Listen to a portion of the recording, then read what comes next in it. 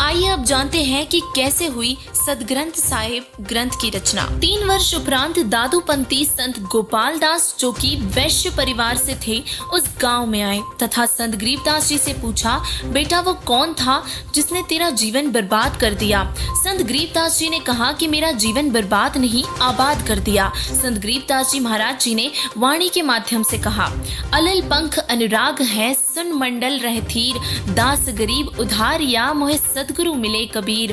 हम सुल्तानी नानक तारे, दादू को उपदेश दिया, जाति जुलाहा भेद न पाया, वो काशी माहे कबीर हुआ। इन वाणियों को सुनकर गोपाल दास जी समझ गए कि यह विशिष्ट ज्ञानी बालक परमात्मा से मिलकर आया है।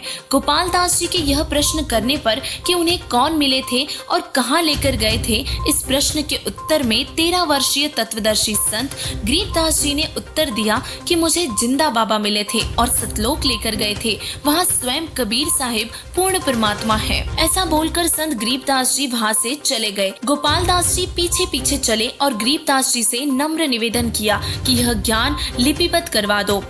तब संत गरीबदास जी ने कहा कि यदि आप पूरा लिखो तो मैं लिखवाऊं। तब गोपाल दास जी ने सहमति दी कि मैं पूरा लिखूंगा।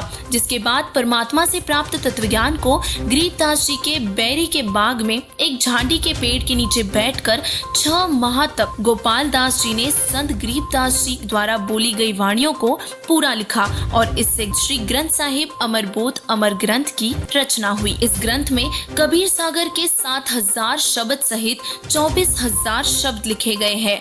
बंदी छोड़ संत गरीबदास जी महाराज जी ने अपनी अमृत वाणी में कहा है, सर्व कला सदगुरु साहिब की हरि आए हरियाणे नु, जिसका भावार्थ है कि पूर्ण परमात्मा जिस क्षेत्र में आएंगे उसका नाम हरियाणा है। परमात्मा के आने से पवित्र स्थल, जिसके कारण आसपास के क्षेत्र को हरियाणा कहने लगे। लगभग 236 वर्ष पूर्व कही गई वाणी सन 1966 में सिद्ध हुई, जब सन 1966 में पंजाब प्रांत के विभाजन होने पर इस क्षेत्र का नाम हरियाणा पड़ा।